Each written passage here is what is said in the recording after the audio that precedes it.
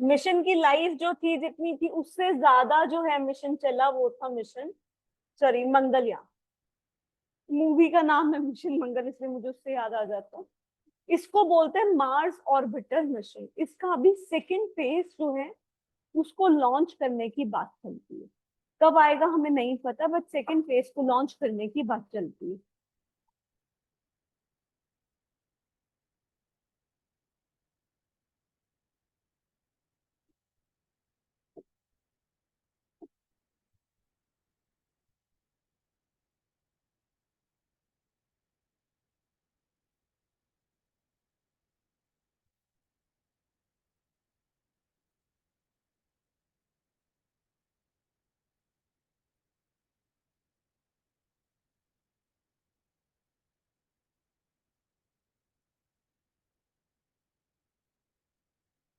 तो इसको लॉन्च किया गया है, किसके थ्रू लॉन्च किया गया? पीएसएलवी के थ्रू। तो जनरली पीएसएलवी को हम यूज करते हैं सन सिंक्रोनस के लिए, लेकिन मिशन मंगल में जिसका यूज हुआ था that was PSLV XL, extended version of PSLV. 2013 में लॉन्च किया गया था। इसलिए डेट इंपॉर्टेंट है क्योंकि मिशन अपनी लाइफ से ज्यादा चल। Cost and payload you can see. So Mangalyaan travelled for approximately, कितने दिन तक ट्रेवल किया है? 300 डेज। ठीक है। एक्सपेक्टेड था कि इससे कम करेगा, बट इससे ज्यादा ही किया। सो अब यहाँ पे ये सवाल आता है कि ऐसा क्या हुआ कि ये मिशन जो था वो 2014 के बाद हम बोलते हैं कि ये मिशन कहाँ चला। ये माना जाता है कि ये मिशन जो था अभी तक का सबसे सक्सेसफुल मिशन है इंडिया का, जिसकी लाइफ ज्यादा थी, जितनी एक्सपेक्टेड थी उससे ज्यादा थी। इस मिशन में हुआ क्या कि बहुत सारे एक्लिप्स आ गए।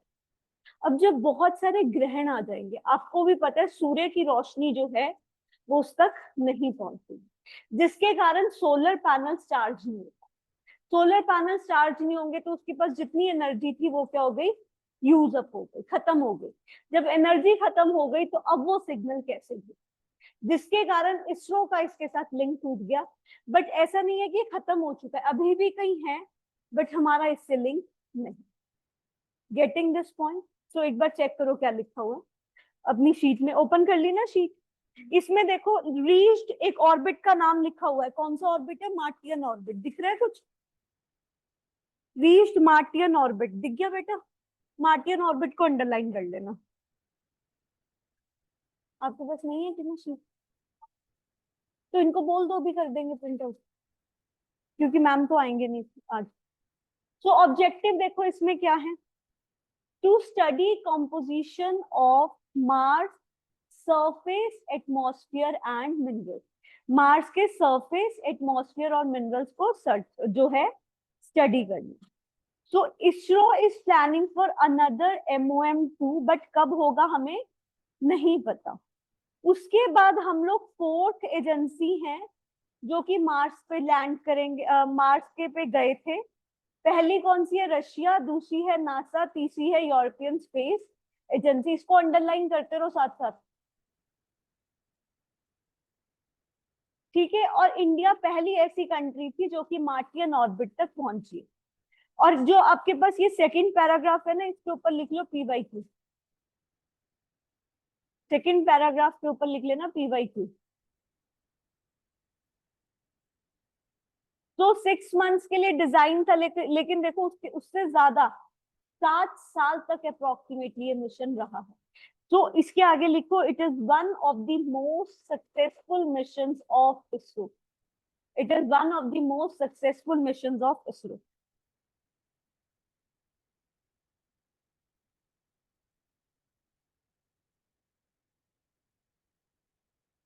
ठीक है। It is one of the most successful mission of ISRO. उसके बाद टेक्नोलॉजिकल ऑब्जेक्टिव्स क्या है? पेलोड वगैरह को क्या लेके जाएगा, और वहां पे जो है हम लोग क्या करेंगे? कम्युनिकेशन करने का प्रयास करेंगे। उसके बाद जो है हमारा अर्थ और मार्स के बीच में कम्युनिकेशन एस्टैब्लिश करनी है। ये ऑब्जेक्टिव्स आप रीड कर सकते हैं। इसमें सब में एक ही काम होगा, क्या करना है? मार्स के सरफेस को, एटमॉस्फेयर को और मिनरल को स्टडी करना। जिसमें पता लगाया जाएगा क्या वहां पे जिंदगी पॉसिबल है।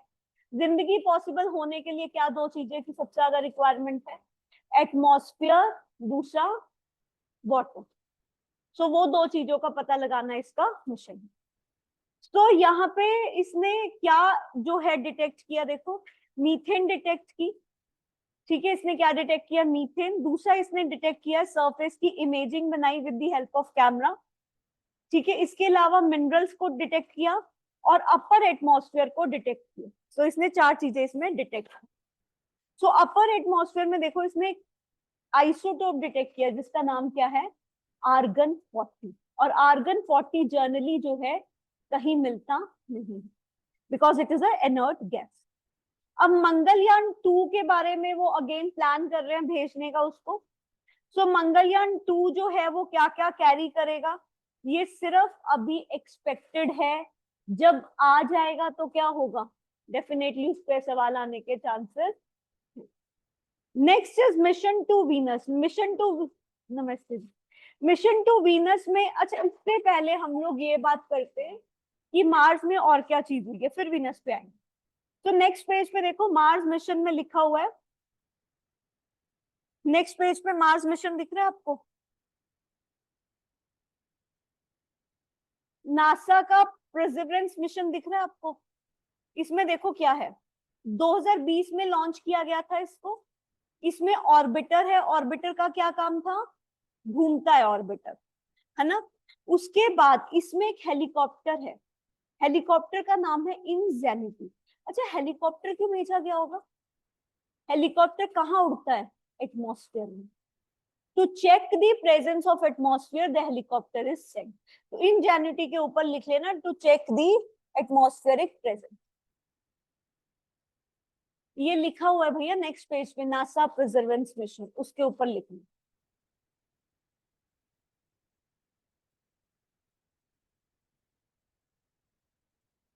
क्लियर है। दूसरा इसने क्या डिटेक्ट किया, कार्बन। जहां पे वर्ड आ गया कार्बन, कुछ याद है, कार्बन, हाइड्रोजन, ऑक्सीजन, तीनों नेसेसरी हैं बायोमोलिक्यूल्स बनाने के लिए। सो इसने किसको डिटेक्ट किया है, कार्बन। अंडरलाइन कर लो किसने किसको डिटेक्ट किया, कार्बन को। उसके बाद यूएई जो है वो अपना एक और मिशन भेजने का प्लान कर रहा है जिसका नाम होगा होप एल अमाल। फिर है त्यानविन। अब देखो चाइना का नाम नहीं था वहां पे, हमने क्या किस किस का नाम किया था, Russia, USA and European space agency. अब हमारे पास आते हैं त्यानविन। त्यानविन इज अ मिशन ऑफ, नाम से ही पता लग रहा है किसका मिशन होगा, China. Question to heaven, China का पहला मिशन जो किसी ने नहीं किया वो किसने किया है, लैंडर और रोवर। देख रहे हो बाकियों ने ऑर्बिटर भेजा था, इसने क्या भेजा है, लैंडर एंड रोवर। सो यहाँ पे it has successfully entered the Mars, और यहाँ पे इसका जो रोवर है वो लैंड कर गया है। और China is the second country after USA to land on the Mars. Underline कर लिया इस चीज को। Now coming back to Shukrayaan. ISRO जो है वीनस के लिए जो मिशन का प्लान कर रहा है वो क्या है, उसका नाम क्या है, शुक्रयान। क्योंकि हम लोग हिंदी के लैंडर पे चलते हैं तो वीनस को हिंदी में क्या बोलते हैं, शुक्र ग्रह। सो अर्थ एंड वीनस में सिमिलैरिटी क्या है, दोनों के size, mass, density, composition and gravity में सिमिलैरिटी है। 400 किलोमीटर ऊपर उड़ेगा ये मिशन, मींस ऑर्बिटर ही भेजेंगे, लैंडर रोवर नहीं भेजेंगे। तो ऑर्बिटर को अंडरलाइन कर लो। सो अगेन इसका क्या काम है, सरफेस, एटमॉस्फेयर एंड मिनरल्स को डिटेक्ट करना। कब लॉन्च होगा, 2028 में। उसके बाद 4 साल तक का ये मिशन है, 2018 से हम लोग प्लान कर रहे हैं बट अभी तक नहीं किया, तो मे बी 2028 में हम लोग करें। Next is Voyager 1, Voyager 2, next page. इसके ऊपर लिखो, till date it is the most successful mission in the world. Till date it is the most successful mission in the world. Voyager 1, Voyager 2 के ऊपर लिखना, इधर उधर मत लिखना। वॉयजर देखो, वॉयजर ट्विन स्पेसक्राफ्ट दिख रहे होंगे आपको कोई उसके ऊपर। सो इसके अंदर 2 भेजे जाएंगे, ठीक है। और देखो 40 साल से ज्यादा समय हो गया है कि वॉयजर 1 और वॉयजर 2 चल रहे हैं। 1977 में इसकी लॉन्चिंग हुई थी। अब कुछ याद है तुम्हें, उस दिन बताया था एस्ट्रॉइड बेल्ट, क्यूपर्स बेल्ट, ऊरट्स क्लाउड। तो यहाँ पे देखो इसमें क्या लिखा है, दे ईच हैव गॉन व्हाट, अर्थ से बहुत दूर चले गए हैं। कहां तक जा चुके हैं, प्लूटो तक, ठीक है, प्लूटो तक जा चुके हैं। तो इतनी दूर जाने वाला ये पहला मिशन है, कौन सा, वॉयजर। इसके ऊपर ऑलरेडी 2 बार सवाल आ चुका है। वॉयजर 1 जो है वो इंटरस्टेलर स्पेस में ऐड जा चुका है। अब इंटरस्टेलर स्पेस कहाँ पे बेटा, इंटरस्टेलर स्पेस वो है जो कि हमारे यूनिवर्स के बियॉन्ड। हमने कुछ याद है उस दिन हमने जो चीजें की थी कि हम लोग ऊरट्स क्लाउड, क्यूपस बेल्ट, कुछ याद आ रहा है उसमें। अब उसके भी बियॉन्ड जो है वो गया है, वो कौन है, Voyager 1। So it has entered into the interstellar space. It is a region between the stars which is filled with what? Interstellar की definition underline कर लेना। Which is filled with the materials ejected by, जो उसके जहां पे हम कहते हैं ना, जहां पे बहुत सारे stars आके मर जाते हैं, that is what? That is the interstellar space. 2 stars के बीच की जगह जहां पे बहुत सारे stars की डेथ होती है। वॉयजर 2 भी एंटर कर चुका है इंटरस्टेलर स्पेस में, ठीक है। और ये इंफॉर्मेशन भेज रहे हैं about the deep space network. So underline the word deep space network. Earlier this mission was launch for what, इस मिशन को लॉन्च किया गया था कि इसको क्या करना है, इसको सिर्फ 2 ही काम करने थे अर्लियर। जुपिटर को और सैटर्न को क्या करना था, स्टडी करना था। लेकिन अब ये जुपिटर सैटर्न को स्टडी करने की बजाय और छोड़ो और आगे निकल चुका है। और वॉयजर 2 का क्या काम था, यूरेनस और नेपच्यून को स्टडी करना, लेकिन ये तो उसके भी आगे जा। सो इसको एक ऐसे समझो कि इंटरस्टेलर स्पेस क्या है। एक तो वो डेफिनेशन है, एक और डेफिनेशन होती है, ये सन है मान, एक ये कोई और स्टार, ठीक है, ये सन है, कोई और स्टार। ये ऊपर जो तारे दिखते हैं वो नहीं है, ये कोई और स्टार है कि बहुत दूर है। अब यहाँ पे जो सोलर विंड्स हैं, सोलर विंड्स का भी तो एक दायरा होगा ना। हम सिर्फ हमारे जो है मिल्की वे गैलेक्सी के रिस्पेक्ट में बात कर रहे हैं। सोलर विंड्स का एक दायरा होगा जिसके बियॉन्ड सोलर विंड्स एग्जिस्ट नहीं करें। तो ये वॉयजर 1 वॉयजर 2 इस दायरे को क्रॉस करती है। ये वॉयजर 1 वॉयजर 2 इस पर्टिकुलर दायरे को, जहां पे सोलर विंड्स जहां तक एग्जिस्ट करती थी, उसको क्या कर चुका है, क्रॉस। तो अब यहाँ पे प्रॉब्लम क्या आएगी, this mission was launched in 1997। अब क्या चल रहा है, कितने साल हो चुके हैं, और बहुत सारे लोगों ने पेपर कब देना है, तब तक कितने साल हो जाएंगे, 50 इयर्स। तो डेफिनेटली इस पे क्या आएगा, कुछ नहीं, क्योंकि अभी इसका फ्यूल खत्म नहीं है। अब बताओ फ्यूल कौन सा लेके जाएगा ये, सोलर विंड्स तो है ही नहीं यहाँ पे, तो फ्यूल कौन सा लेके जाएगा ये, न्यूक्लियर रिएक्टर। ठीक है, क्लियर है इतना। तो इसको दिमाग में रखना, जिन्होंने 27 में पेपर देना है कि इस पे सवाल आ सकता है, क्योंकि ऑलरेडी 2 बार पूछा था। यहां तक तो कोई डाउट नहीं है। सोलर विंड्स वाला कंसेप्ट समझ में आ गया कि सोलर विंड्स उसके बियॉन्ड लाई नहीं करती। Next are asteroid studies. तो पहले तो लिखो एस्ट्रॉइड्स क्या होता है, इसी पे लिख लेना, asteroids are the small objects. Asteroids are the small objects that are found between Mars and Jupiter, in the asteroid belt.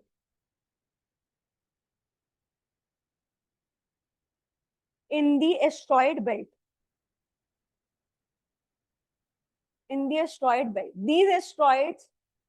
These asteroids can cause the damage. These asteroids can cause the damage if they hit the satellite, or if they enter the Earth's surface.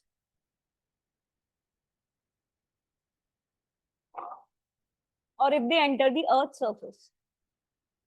Or if they enter the Earth's surface.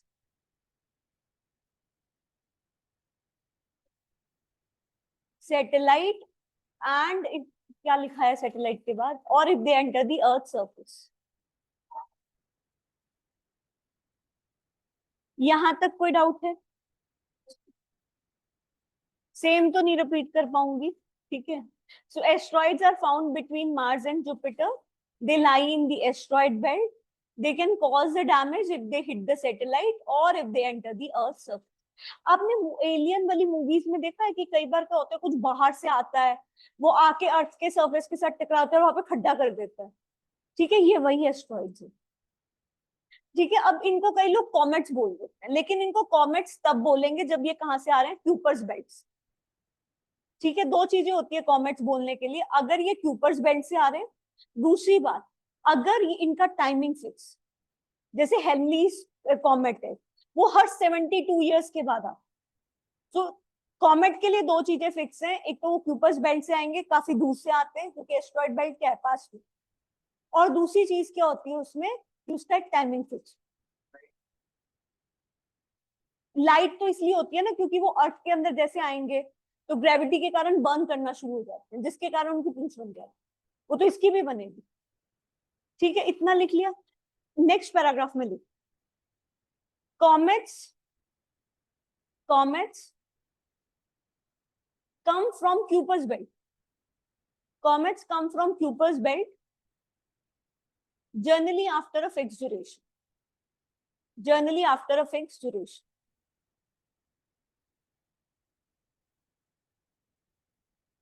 मतलब scientifically इन दोनों में ये अंतर हो कि asteroid belt से आएंगे, comets कहां से आएंगे, क्यूपर्स बेल्ट. सो यहाँ पे दो तीन मिशन है, देखो कौन सा, नासा का न्यू होराइजन मिशन. अगेन इसके ऊपर PYQ लिख लो. नासा न्यू होराइजन मिशन ये कहां तक पहुंच गया, क्यूपर्स बेल्ट तक पहुंच गया. ठीक है, और इसने प्लूटो के बियॉन्ड जो है क्यूपर्स बेल्ट का कुछ स्टडी किया, क्योंकि उसी के बाद हमें पता लगा था उरट्स क्लाउड नाम की भी चीज होती है. जापानीज हायाबुसा, अगेन PYQ है ये. इसने कौन से एस्ट्रॉइड को स्टडी किया है, एस्ट्रॉइड लीगू. उसके बाद NASA OSIRIS REX mission, again PYQ, कौन से एस्ट्रॉइड को स्टडी किया है, बीनू. ठीक है, डन. और आपको पता लग रहा है वो कब अर्थ में आया, 2023. तो क्वेश्चन भी कब आया होगा, 2023. यहां तक क्लियर है. उसके बाद हमें वापस आएंगे हम इसी पेजेस पे, लेकिन हमें उसके बाद एक चीज करनी है, that is NASA's dart mission. I think वो पीछे दे रखा है.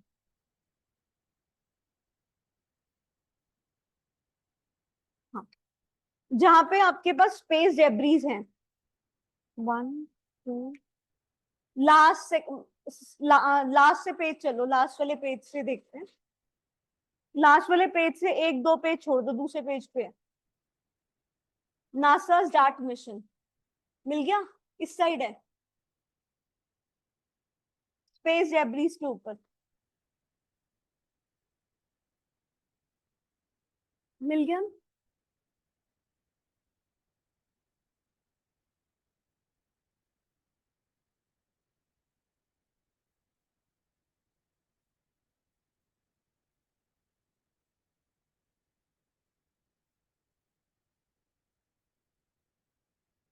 नासा का डार्ट मिशन क्या बोलता है, डार्ट टेस्ट क्या होता है, आपने देखा होगा ना, एक इस गेम होती है इस तरह की, इस तरह के सर्कल्स होते हैं उसमें, और आपको इसके बीच में मारना होता है, यहाँ पे पॉइंट पे डार्ट मारते हो, इस पॉइंट पे, है ना, यही है डार्ट मिशन. नासा का जो डार्ट मिशन है उसने मेजरली क्या किया, उसने ये सोचा कि जो एस्ट्रॉइड है, फ्यूचर में एस्ट्रॉइड ज्यादा आएंगे, तो उसने कहा कि ये एस्ट्रॉइड अर्थ को आके हिट कर सकते. तो why not to do one thing, in asteroids की पोजीशन ही बदल। अब दो गाड़ियां जा रही हैं, एक दूसरे से टकरा जाए तो क्या होगा, पोजीशन बदल जाएगी, उनकी कोलिजन होगा। Same thing happens over here. So यहाँ पे ओरिजिनल ऑर्बिट, यहाँ पे आपके पास है दो, इसने क्या लिए, पेयर लिए। एक था डिडीमॉस, दूसरा था डिमॉस। डिडीमॉस के अराउंड घूमता है डेमोर्फोस। इसने क्या किया, डार्ट मारा। डार्ट मारा किसके ऊपर, डिमॉर्फोस के, जिसके कारण उसको ऑर्बिट चेंज हो। So can you find out original and the new orbit? ठीक है। सो इसको स्टडी किया with the help of a cam कि क्या ऐसा होता है। सो दे फाउंड ऐसा पॉसिबल। तो अब फ्यूचर में क्या होगा, अगर कोई भी एस्ट्रॉइड अर्थ को आके हिट करने वाला है, उसको डार्ट मार के उसकी पोजीशन को क्या बोलते हैं, गेटिंग दिस पॉइंट। सो यही है नासा का डार्ट मिशन। बट नाम पता होना चाहिए किसके ऊपर है। 2022 में मिशन लॉन्च किया गया और इस मिशन ने क्या डिपिक्ट किया, kinetic impact method to deflect the asteroid by changing its position. ठीक ना, एक काम करो तब तक इसके साथ शेयर करूंगी।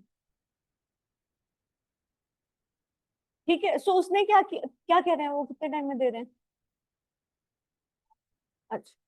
सो उसने क्या किया, काइनेटिक वेलोसिटी दे के डार्ट मारा, उसकी पोजीशन को चेंज कर दिया। इसलिए उसने देखो दो एस्ट्रॉइड पेयर को टारगेट किया, कौन सा है, डिडीमॉस, और डिडीमॉस का मून था कौन सा, डिमॉर्फस, क्योंकि आइडली उसने चेंज किसकी पोजीशन को किया है, डिमॉर्फस।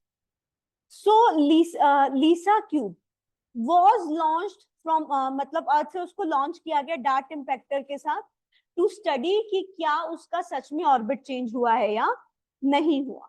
सो to take the pictures of the asteroid before and after collision. So the method is expected to save the world from the killer asteroids जो कि अर्थ की तरफ आ रहे। Getting this speed, getting this है क्या, इसमें आइडिया मिल गया डार्ट मिशन क्या है। सो अभी तक का इकलौता मिशन है जिसमें क्या किया गया है, एस्ट्रॉइड की पोजीशन को चेंज किया गया है। ठीक है। अब दोबारा से वापस आ जाओ solar mission.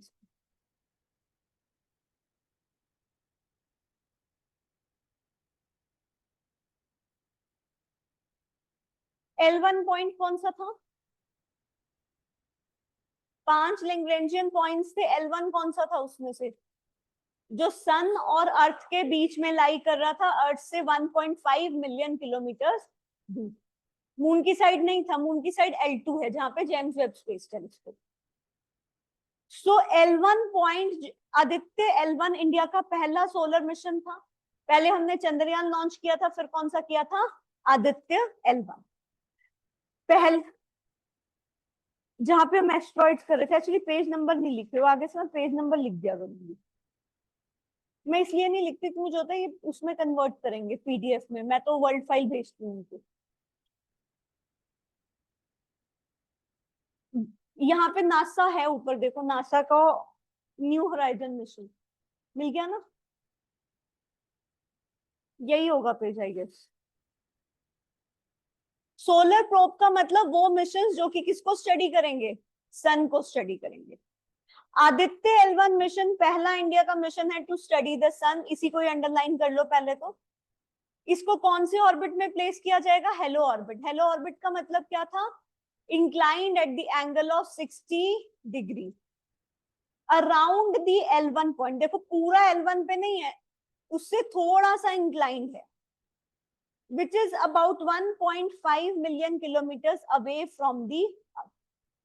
So L1 point क्यों चूज किया गया है, क्योंकि यहाँ पे कोई भी एक्लिप्स नहीं होती है, कोई भी ग्रहण नहीं लगता, जिससे क्या होगा, हम लोग कॉन्टिन्यूअस जो है सन की पोजीशंस को मॉनिटर कर सकते हैं। सो अंडरलाइन करते रहो, this will provide a greater advantage of observing the solar activity and its effect on the space weather in the real time. Deepak underline कर लो, कर लिया। अब ये क्या करेगा, सन की outermost layer, innermost layer, इन सबको क्या करेगा, स्टडी करेगा। यहां तक कोई डाउट है कि सन को स्टडी करेगा? उसके बाद आ जाओ नेक्स्ट पैराग्राफ। सो ये आपको क्रूशियल इंफॉर्मेशन देगा अबाउट कि जो कोरोना है सन का, इनसाइड ऑफ द सरफेस है, उसमें इतना ज्यादा टेम्परेचर क्यों होता है? ये तुम्हें डिफेंस टेक्नोलॉजी की शीट दे दी है, तुमने बोला नहीं था स्पेस की चाहिए?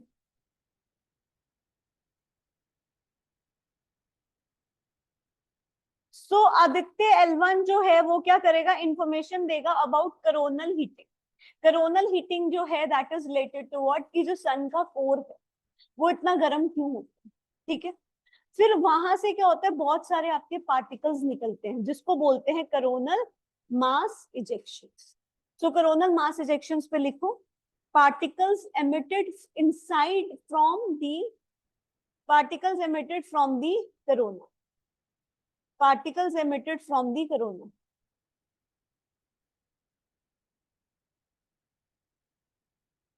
particles emitted from the corona। इतना लिख लिया। इसके अलावा ना एक दो पॉइंट्स और लिखो, जहां पे ऊपर वाला है ना, जहां पे लिखा हुआ है टू ऑब्जर्व फोटोस्फीयर क्रोमोस्फीयर, लिखा हुआ है ना कहीं पे आपके पास, तो यहाँ पे एक पॉइंट लिखो, solar corona, solar corona, solar corona डाल के हाइफन डाल देना, visible and near infrared rays. यहां से कौन सी रेस आती है, visible and near infrared rays. Corona से कौन सी लेयर्स है, visible and near infrared rays. Photosphere से कौन सी रेस आती है, एक्स रेस। फोटोस्फीयर से आती है एक्स रेस। क्रोमोस्फीयर से आती है UV rays, chromosphere UV rays, ठीक है। यहाँ इतना लिख लिया है। अब कोरोनल मास इजेक्शन में कुछ शॉर्ट फॉर्म है सीएमई, सीएमई के बारे में थोड़ा और लिखो, सीएमई के बारे में लिखो, कोरोनल मास इजेक्शन को सीएमई भी बोलते हैं। It contains plasma, it contains plasma and can distort the magnetic field on the earth, distort the magnetic field on the earth and can distort the magnetic field on the earth। अर्थ का magnetic field होता है, मैंने आपको बताया था, उसको ये क्या कर सकता है, डिस्टॉर्ट कर सकता है, फुल स्टॉप। आगे लिखो, it will also study the temperature difference, it will also study, बेटा लिख ले कार्तिकेय, लिख रहे हो ना, it will also study the temperature difference between outer corona and inner photosphere, and inner photosphere, which is approximately 6000 degree Kelvin, and outer photosphere which is approximately 6000 degree Kelvin।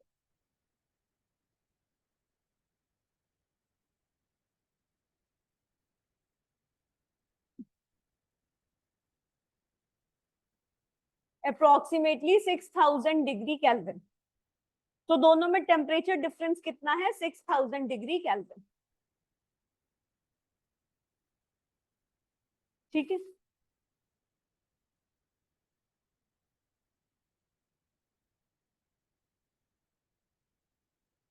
आप लोगों को सन के स्ट्रक्चर के बारे में पता है थोड़ा, या नहीं पता?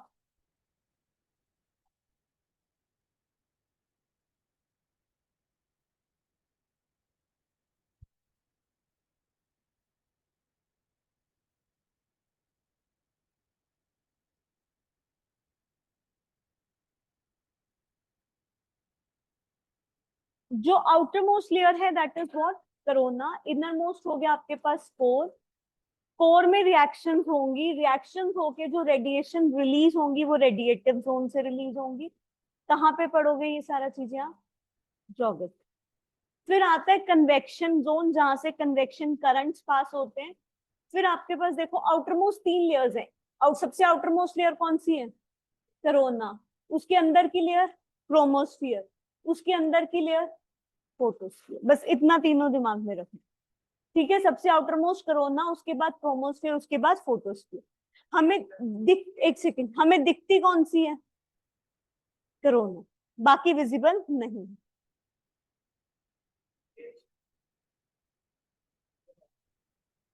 Fusion, fusion, hydrogen and helium है ना इसमें, ठीक है। इतना क्लियर है तो लिख लेना कहीं पे, ताकि जब आप ज्योग्राफी करो तब की बात है। लेकिन आपको पता हो क्रोमोस्फियर कौन सी है, फोटोस्फियर कौन सी है, याद रहेगा। आउटर मोस्ट कौन सी है, एक काम करो, नहीं तो थोड़ा सा बना ही लो इसको। ये अंदर वाला मत बनाना, बस आउटर मोस्ट करो ना, उसके बाद क्रोमोस्फियर, उसके बाद कौन सा, फोटोस्फियर।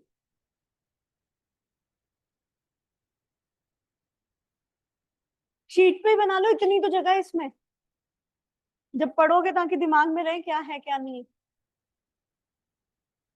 तो मैंने उस दिन भी बोला था सब लोग शीट पे पेन से लिखा करो।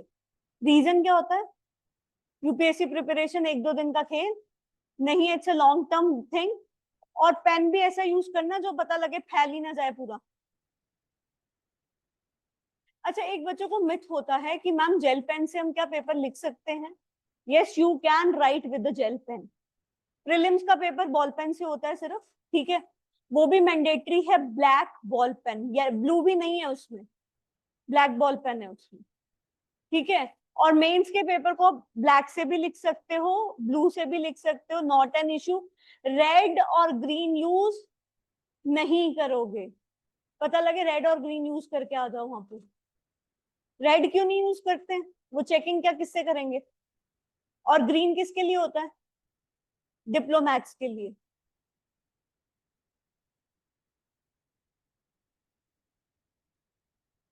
और ये बच्चों को नहीं पता होता, उनको लगता है और किसी की हैंडराइटिंग है जिसकी गंदी है आपकी क्लास में, तो तुम बॉल पेन की जगह वो यूज करो, जेल पेन। क्योंकि जेल पेन से हैंडराइटिंग पे असर पड़ता ही पड़ता। पायलट वायलट मत यूज करना, जेल पेन यूज कर लो कोई भी जिसकी निब मोटी होगी।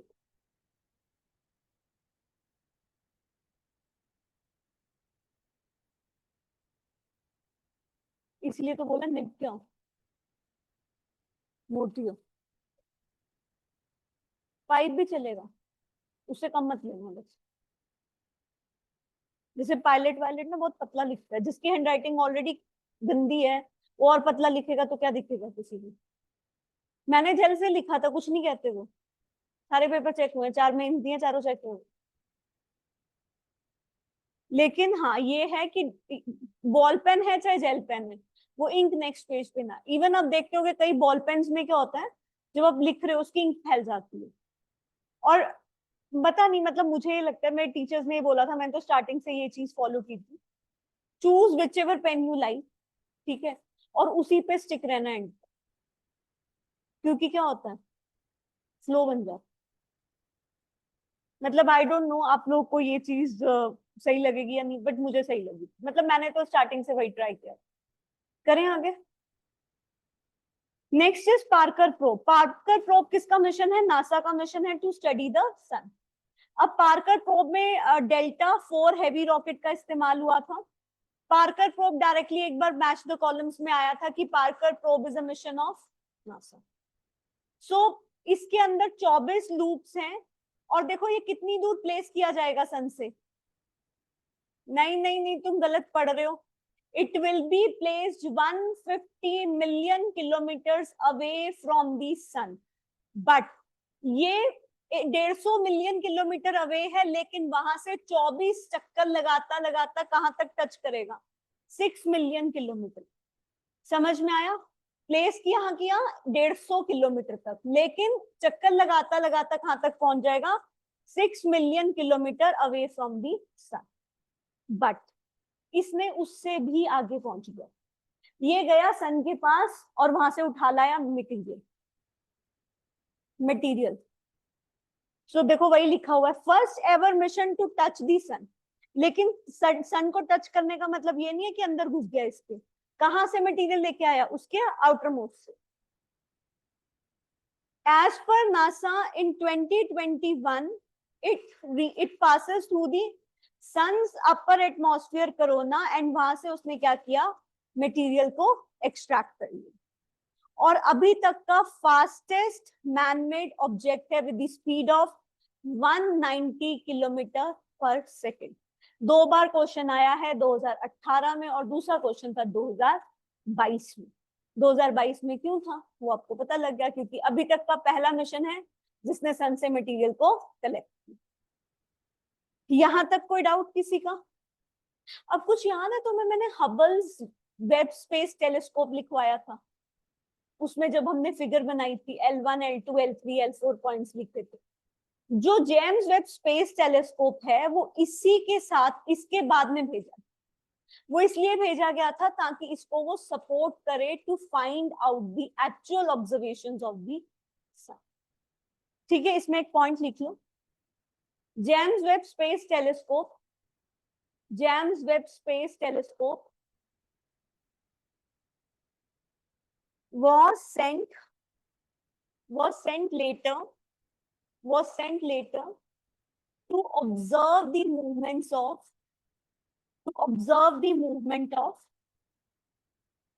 Parker probe,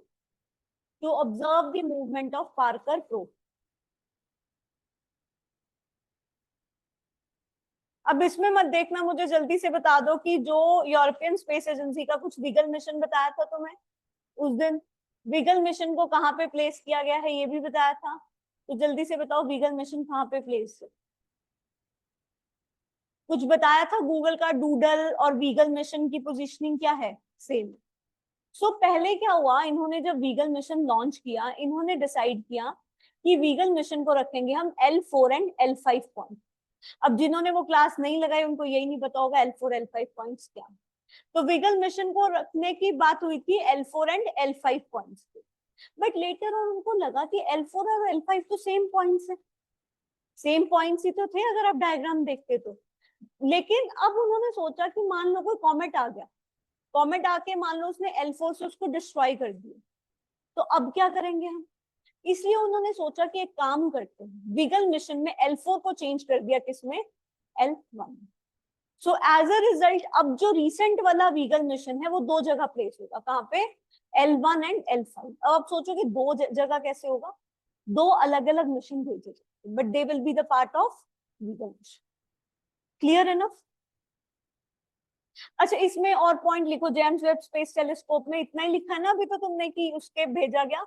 it is the world strongest and most powerful telescope.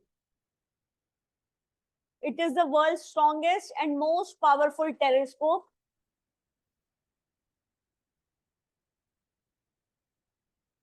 सबसे स्ट्रॉन्गेस्ट टेलीस्कोप है अभी तक का वर्ल्ड। ठीक है दीदी, मेरे ना बैग जो है ना उसमें स्टार्ट जो सबसे पहले वाली जिप के लोगे ना, उसमें ना व्हाइट कलर का पॉलिथीन पड़ा, व्हाइट कलर का लिफाफा पड़ा, उसमें ना पाउच पड़ा हुआ, वो पाउच इसमें मिला दो। नहीं समझ आया तो पाउच ले आना पड़ेगा। बस पानी थोड़ा कम कर देना इसमें से। हो गया इतना? सो आगे देखो, wiggle mission, wiggle mission is the first mission. First क्यों है? क्योंकि पहली बार ऐसा होगा सन के मिशन में जहां पे दो इकट्ठे मिशन लॉन्च किए जाएं, with the aim of monitoring the unpredictable active sun and help the earth to protect from its outburst। ये किसको स्टडी करेगा? वही सारी चीजें जो बाकी कर रहे हैं। इसमें देखो कहां पे प्लेस किया गया उसको, L1 एंड L5। इसमें एक पॉइंट लिख लो, earlier the position was L4, earlier the position was L4।